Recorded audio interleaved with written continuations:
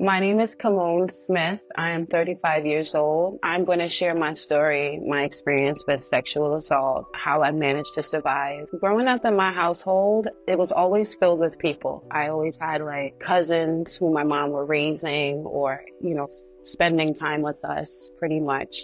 I'm the youngest of like 10 kids from my mom. It was definitely very chaotic. What's interesting growing up, I never heard my mom say, I love you. Growing up, you just didn't hear that. You knew that your mom loved you because she's there, she's cooking, she's providing for you. My family's super religious. Like on the weekends, we go to church. And during the weeks, we go to church as well. And days when we didn't go to church, we'd have Bible study in the house. And everyone had to grab their Bibles and sit down with my mom and do prayer meetings or Bible study. I came to grow into a conflict with my family, like probably around the age of about 9. I started realizing like, oh my God, like this is so weird. I knew something just didn't add up in my house. It was always like yelling, with beatings. It would never end. Like you're talking about hangers, extension cords, mop sticks, shoes. And I remember I used to climb up on a wall unit inside of one of the rooms that's built into walls, and I just be on the top shelf because she couldn't get up there. Or I'd hide underneath the bed, and I just move, but she's strong, so she could pick up the bed and still go. And it was intense. It was definitely intense. So like when you dig it a little bit deeper, because for a long time, let's say I went like almost 10 years, 12 years not talking to my family, like from my teenage years up through college. I didn't talk to anyone. I cut everyone off. And it was just the realization of hurt people hurt people.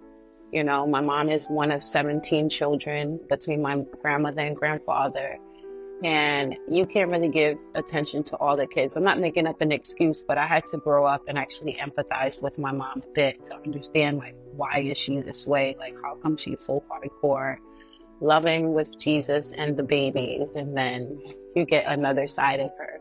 And I've chosen to, the path of forgiveness with my mom because I see she's trying and she's getting older and older anyway.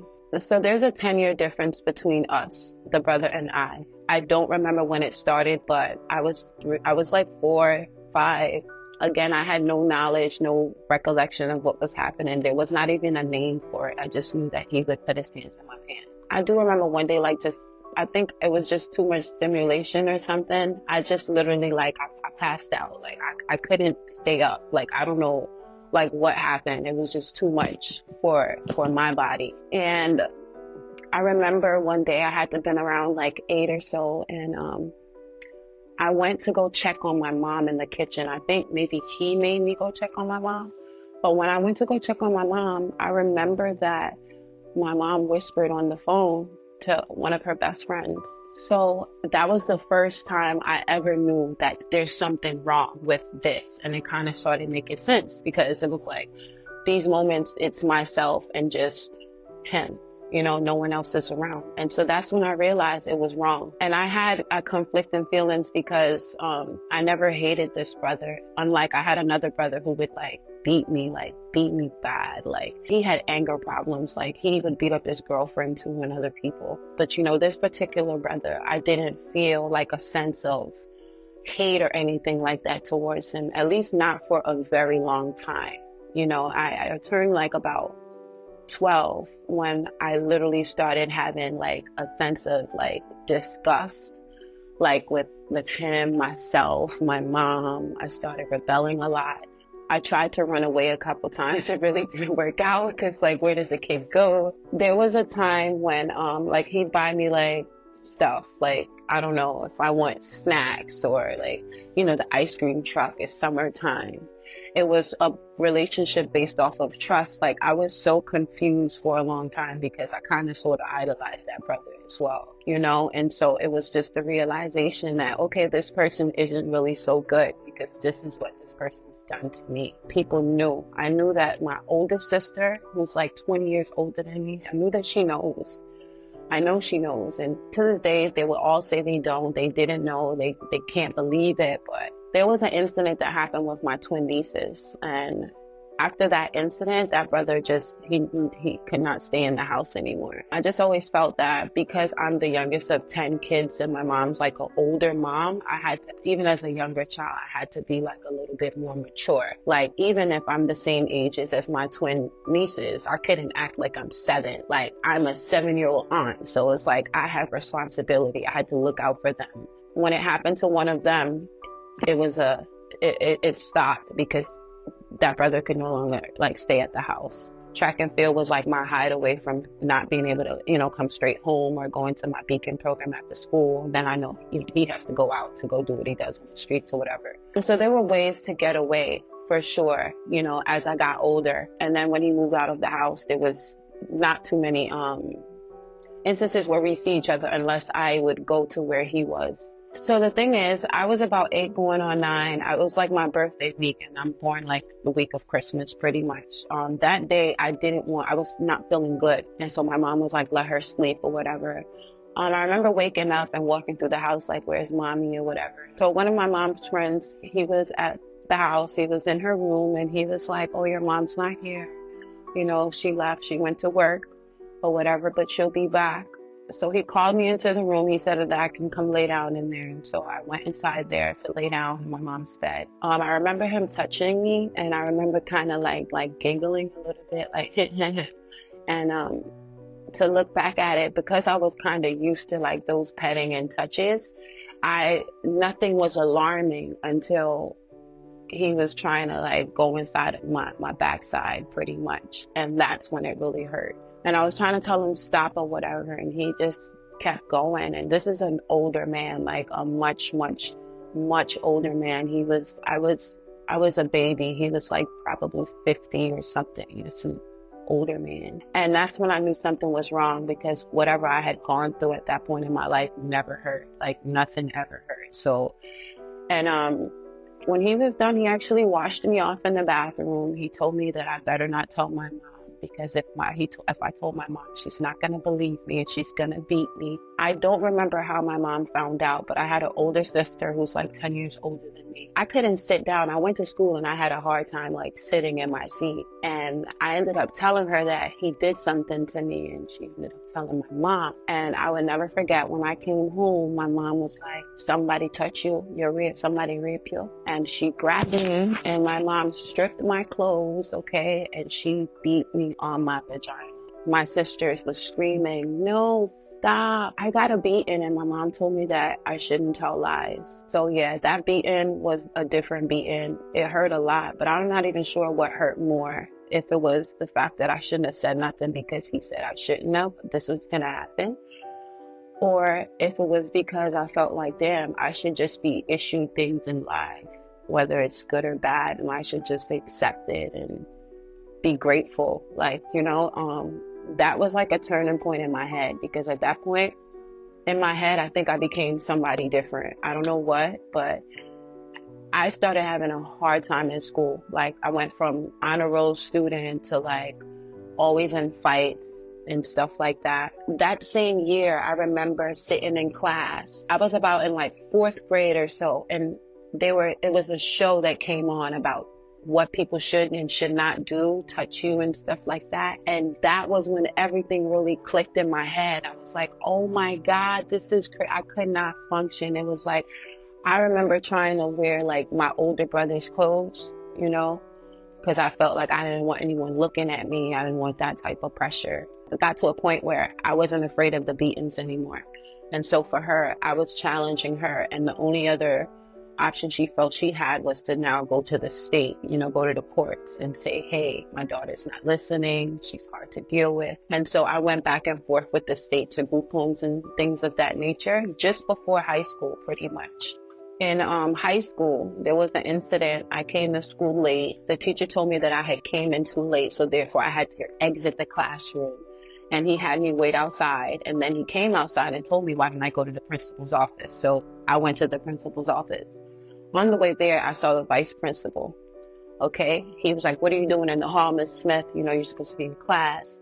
So either or, I went to the office. I explained to him that the teacher told me that because I was late, I should wait here until the next period bell rings. The bell rang and I attempted to go to my next class, and the vice principal came inside and said, "No, Miss Smith, have a seat."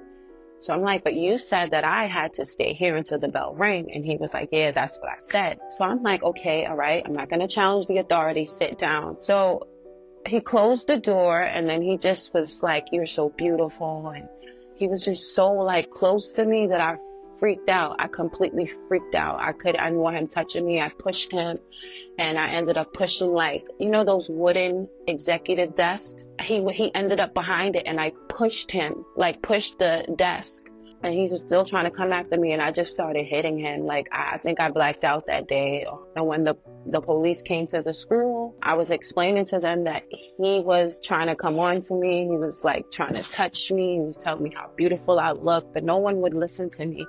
They just listened to the fact that an ambulance was needed for the vice principal. And that was the last day I pretty much went to high school in Brooklyn, New York. I was later assaulted that day at the precinct, the 69th precinct. Bloody nose, bloody clothes. They actually took me out of there like a dog. Like, you know how the muzzle on your face and, you know, the wrap tie. They drop kicked me, paralyzed me one way or another, and wrapped me up and took me to Spofford. And I was in Spofford for about a year or so.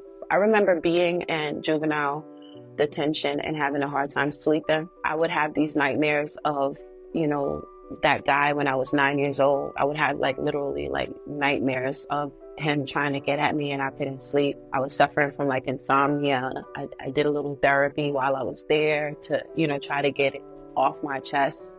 I remember when I got out of detention, I was in a group home in Staten Island, and we were driving along the Verrazano Bridge, and it was so crazy because I looked over to the left, and who was driving a van right next to the van I was driving? And I started crying. I was like, "Oh my God, that's him." And the director goes, "That's who?" I'm like, "That's the guy that raped me when I was like 8 or 9. And she's like, "Really?" I said, "Yeah, that's him." She's like, "Do you know him?" I said, "That's him. I know it's him." And it really was. She honked her horn, and she called him by his first name, and she said, "Hey, such and such." And he smiled over. And that was the last time that I had saw him. I want to say that I had an incident around the time when I came out of juvenile detention, because now I'm like about 13, and the judge is giving me options to either, "Hey, we don't want you to stay in New York." I ended up I was supposed to go back home to Jamaica with my dad, but my dad at the time, you know, I guess he didn't want his daughter with him. And so my dad's brother in Florida ended up adopting me. And that was like a 360 moment in my life, I'd like to say. Just before all of that happened, I couldn't get it out of my brain. Like when I came out of detention and stuff like that, like it was like on my brain. Like I was just scared walking the streets. At one point I was living in the building he was living in with my mom's best friend. And he lived like one floor down. And if it was too late after dark, I just wouldn't go back to sleep there because I'd be so frightened that I'd bump into him.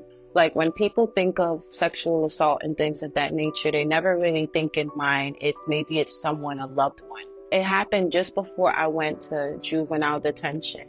We were going to a church on Rogers Avenue, and he would always try to talk to my mom, and he would try to compliment me. "Oh, you're so pretty." Or I remember one time he said, "Oh, let me see your nails. Oh, I have to take you to get your nails done. Would you like that?" And I'm like, at this point, I'm creeped out by any guy who wants to give me attention, especially if they're not in my age group. And he would talk to my mom for like, it felt like hours after church, until he started like coming over to my house to do prayer meetings. And that's when I realized, wow. Because while before he talks to my mom, he'll whisper something like indecent to me and then go talk to my mom. That Sunday, I went down to use the bathroom in the church. And before I got to the basement, he had already came down behind me and had me against the wall. Okay. I remember, there was a pastor, the bishop of that church had twins, a girl and a boy, twins. And the boy and I were friends. He was a little bit older than me, like by like 4 or 5 years, but we were friends nonetheless. He came downstairs because he heard, I don't know what he heard, But if he didn't come downstairs and hit that guy, I would have probably gotten raped that day. And at that point, I definitely didn't want to be home because I felt like this guy's stalking me. Like one time I had to fight him off of the streets. I was on Nostrand in Newkirk, and my little brother, my cousin, was with me, and he literally tried to pick me up. Like he literally tried to pick me up and like pull me into his car. And my little brother is what I call him, although he's my cousin. We fought him off on the streets, okay? And at that point I was like, oh my God, like I cannot get a break. So ended up going to Florida with my dad's family was probably one of the best things that actually happened.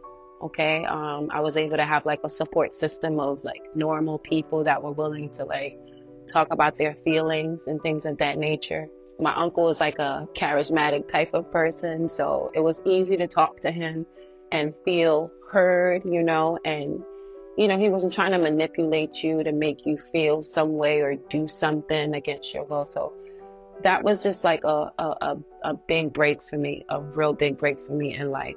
And so once upon a time, I thought, you know, I had got all of this trauma behind me, you know, I'm forging my way into society. I'm at university at this time, and I ended up meeting my daughter's father.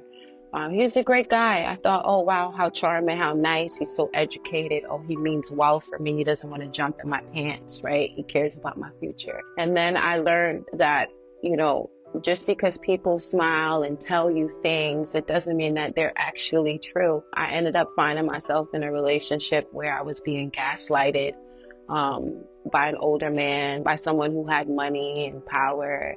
And I felt myself just losing my voice. And for a very long time, it was just, you know, me and my daughter, me just trying to instill in her the type of mother I wish I had, you know? So of course, since my daughter's been a very young age and she's been, you know, walking and talking, she knows no one picks you up. You know, no one kisses you. You don't sit on anybody's lap. Layla's a big girl. You don't need anyone to go to the bathroom. Those have been all things that I've instilled in my daughter since she's been so young, that if a fly pitched on her, she would call or text me at 6 or 7, like, hey, mommy, this happened. And I do it that way because in my culture, I'm Jamaican. People tend to think children should be seen and not heard. So I try to instill that, you know, you matter, your voice matters, your feelings are yours and yours alone. I'm currently at a point where I'm working on finding my own voice, you know, working on shaking off those feelings of shame or guilt or inadequacy, and just, you know, being able to just reaffirm to myself that, you know, you are smart, you are beautiful, you are strong. The things you've been through don't define you. Neither is it an indicator of your success or your future. I just think that sometimes you have to keep on revisiting those images, you know, and then, you know, you have to tell yourself, envision yourself for what it is you want to see, you know, to come of yourself. Pretty much, this is my first time, like, actually sharing this story in sync. And I hope it helps somebody out there, you know, another mother, another young girl. The only way to actually help each other is to like help yourself do your best, and maybe someone else will also see that, even if you can't give them anything, and it'll make someone better.